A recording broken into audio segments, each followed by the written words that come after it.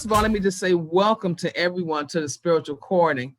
What we're doing here is we're really talking about telepathy, we're talking about time travel, and we're talking about pulsars. And so let's get going. How many of y'all remember that picture from Astro versus Chrononaut? This is our science. Let me just say that to start off. At this time, I'm going to say pen or paper, or maybe you want to take notes on your iPad or whatever you want to use to jot down any memories. Memories might start to come back to you. You may have some thought that comes to you or something like that. You want to be able to capture that and write it down. Okay, now some of us have watched the pulsar cosmology video. We saw how the beam was built, right? We saw how the beam on the pulsars was built and put together by using the archetypes. The archetypes are very key. That's why we tell people to learn the archetypes and the tones. It had to do with time sharing. I mentioned that in the pulsar video. Time sharing is going to be very important because a lot of people don't want to share time. They want to learn the technology, but at the same time, they don't want to open up and just really, first of all, look at themselves. All right. And that's what this lecture is all about. What is it that we have that's dragging us down or holding us down? That may be a memory or something like that. Okay, we're going to get into it. So we did talk about time sharing, which is the ability to fill those closing gaps, to fill them in, the closing gaps of a perceived distance, through filling. That's how we're going to do it. So I used both of the words fill, F-I-L-L, and then feel, F-E-E-L. Both of them are pertinent to time sharing. That means that there is no such thing as distance, especially when you have a feeling for someone or something or someplace. There is no such thing, okay? Now, we've attended the movie also, Inception, where we saw how they courted, themselves in preparation of a dream. And let me just go back to that particular, where you can see the Inception right there. They courted themselves. We saw in the video how memory or the subconscious came into play through projections. Remember those projections? Those people were all in their dream. So we also saw how other people's emotional attachments, better known as spiritual cords, it nearly destabilized the dream sharing process for everyone, right? Remember, Dom had all of the memories of Maul, and he was almost getting ready to destabilize the whole thing for everybody. So the question becomes, how real does that sound to us in our lives? Can we share a goal without someone else's projections coming in to sabotage the whole plan? That's a serious question, especially if you have plans and everything and you think you're everybody on the same team, and then here comes somebody's projections. Okay, so if unexpected occurrences arise, are we prepared to improvise? That's important, especially when we're talking about going to a high science, when we're talking about going into other dimensions. We definitely want to make sure we have our head together, our mind together, the projections that we don't want is not there, and the whole thing. So our objective at this time is to begin using telepathy to communicate. That's what this is all about. Why? Because that's a part of the dream spell. Remember that dream spell Genesis? Dream spell Genesis, let's remember, is a psychomythic description of what took place in the solar system, of the immigration from the lost worlds, meaning Marduk, till now to the present world on planet Earth. What does that mean? That means that some of us may have lived on Marduk or Mars, and now we're here to do what? To work out karma, to remember, to find that lost chord. And there we go again with chords and tones and music and things. We're going to see how it all ties in and why it's very important when we're talking about time traveling. Now, it is the journey, talking about the dream spell again, it's the journey of the time travelers who became space travelers, amnesiacs. In other words, we forgot. We were hit with a 1260 beam and we forgot what we knew, and we're just out here. We're still time traveling, but we don't know we're time traveling, and we're going to places that we don't want to go to, right? So now we're at the point where we're awakening and we're going to return, and we are returning to the correct time. So time traveling and telepathy go hand in hand. And I know I mentioned that in the Pulsar cosmology video. So why are we here to talk about spiritual coding, right? What components help us to enact spiritual coding? So let's look at it. Feelings, okay? Feelings are associated with our senses. It involves touch, taste, smell, sound, and vision. Okay, we see the elements over there. We're still talking about senses, all the way to the ethers, even into the consciousness. Now, how we feel matters. We should keep in mind that feelings are in the present and not in the past. Emotions are in the past, and they invoke memory. So we remember how it felt, right? We remember when we hear something or something evokes that memory, we remember how it feels, whether we still feel that same way or not. We're looking at the spiritual chording in the form of tones, in the form of music, octaves, chords, and harmony. Okay, so the tones come from the original ring, not the Big Bang, but the big ring, all right? What tone or number resonates with what I intend to accomplish? Okay, can I harmonize them in accordance with what I'm working with? Can I strike a certain feeling or emotion using these tones? See, we tell people to learn the tones, learn the tones. You got to learn the tone. But what are you going to do with them? Are you applying them to the music that you're listening to?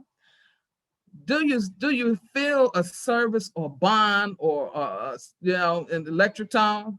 Do you feel that? Activate service bond. Do you feel the magnetic tone? Can you be able to tell the difference?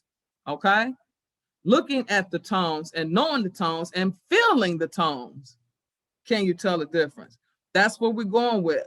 That's what we're going at. It's time to start putting stuff into perspective now, right? So getting back to spiritual chording now with feeling and emotions and musical tones and things like that, and the energy that they produce. That's important because we all got a favorite song, right? We all got a favorite group, or we like to play instruments. Some of us do, and it evokes a certain tone when you hit a certain octave or harmony or note.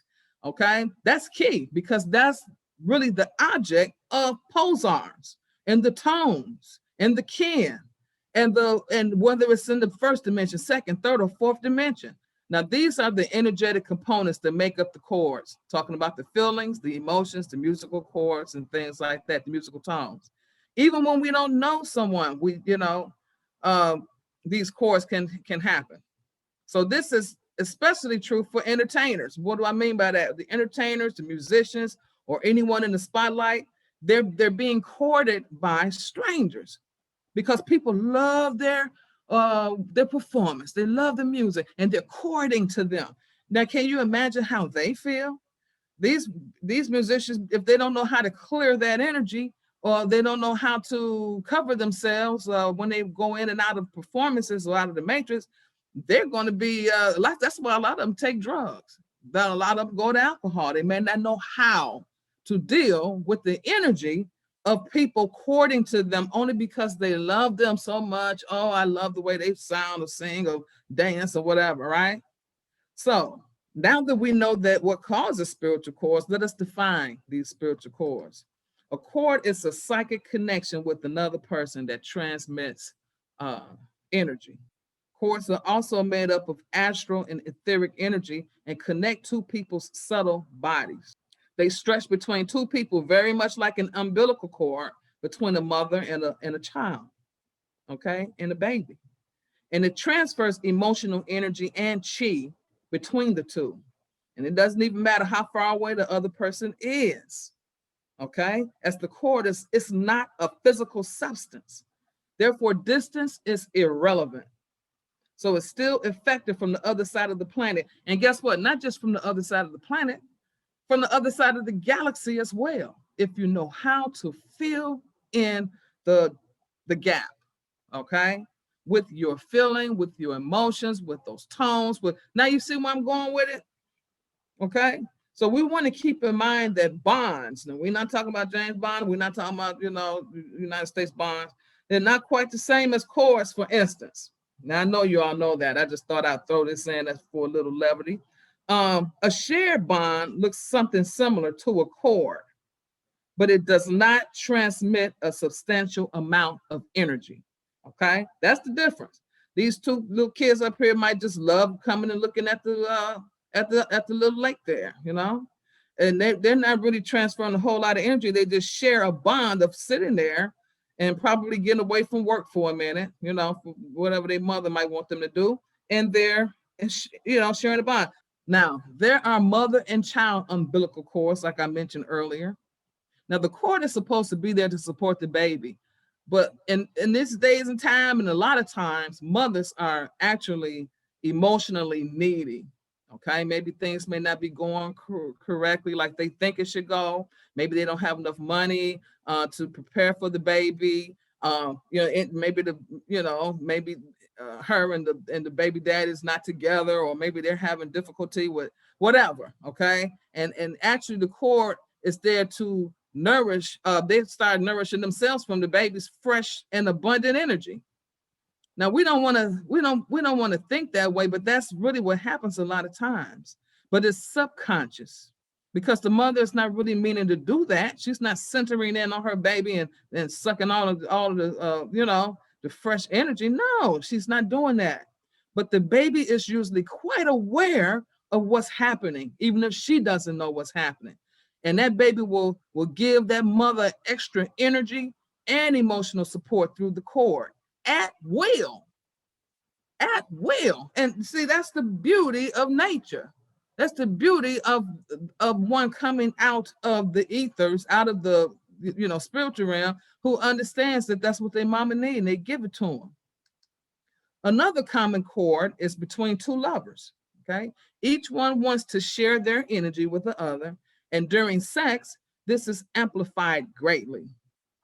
Now, the feelings of love and sharing are enough to build that cord. And often these cords are between the bellies, but they can also be in other areas like the heart or the solar plexus, right? And sometimes there's a possibility that maybe somebody might like somebody, but they don't tell them that they like them. For instance, you fall in love with someone, but you haven't told them that you did, And it's possible that your desire to have them may send them according to their energy. And therefore they might guess that you like them, but not really sure, or some even ask, some, and then some may not want you to like them, right? Depends. There are many types, but whatever the case, a cord is basically a connection between the astral and etheric bodies of two or more beings, which allows for an exchange of emotional or etheric energy. But these are the memories, the things, the music that invokes in us. Those chords are still hanging on us somewhere from maybe when we was a kid or even grown, when you like somebody, it's not reciprocated. But chords can be seen as a connectivity between yours or mine or any other person's, especially through the fifth chakra, which is the throat chakra. And that represents the exchange of ideas and mental energy. And this is typical with teachers, educators, students. There's a cord that's connected between the two. But the only problem that I have with this, not so much with the cording, but some adult teachers, okay? Now, some of these adult teachers that are energetically out of balance, right? They may cord improperly with children, and therefore they invite in the wrong energy, and next thing you know, there's pedophilia going on. Now, pedophilia being outed today like never before, but believe me, it was going on even when I was little, and I'm sure it was going on before my time. I even had friends who was one guy, the music teacher, was so crazy about him. Oh, she loved him. Oh, everybody knew it. But we were little. We didn't know to go run and tell nobody, right? But they would be wrestling, and he'd be all on top of her, and she'd be all rolling around with it. And it was very improper, I should say. And now that I'm older and we seeing all of this stuff out, I see what happened. We can cord to anyone and anything, but the strength of the cord depends on the amount of time, okay, and energy and emotions. Now, when I'm saying this, I want you to also just keep in mind the pulsars, keep in mind telepathy. These are the components that we have to use. It's not just a thought process. As a matter of fact, it's not really even thinking. It's using time, energy, and emotion about that thing. So if we're crushing on someone super hard, I mean super hard, then you are creating a thick cord of emotional energy that could either bring them closer, or if they don't like the energy pulse you're sending out, they can repulse it. And a lot of us already know when we feel that repulsion, you know, if we send it out and then we get a cold look or, you know, a snappy, you know, response or whatever, then we know that that's not going over well. So we leave that alone, right? So if we are to time travel correctly, we have to view it, the process, just like that rocket ship. See that rocket ship that's preparing to go up? Well, actually, it's going up. It's not preparing to go up, but the attachments that we see right here, it was attached to that. And it has to roll away or fall off before we can see that spacecraft going up. It has to fall away before the countdown begins. That's the same goes for spiritual aspects. We must learn how to lop off the cords that are no longer needed, as well as the ones that drain our energy. Okay, so that's a whole nother thing. We drain it. We must ask ourselves, are we energy vampires? Or do we suspect that we're victims of being from somebody else that's sucking our energy alive, you know?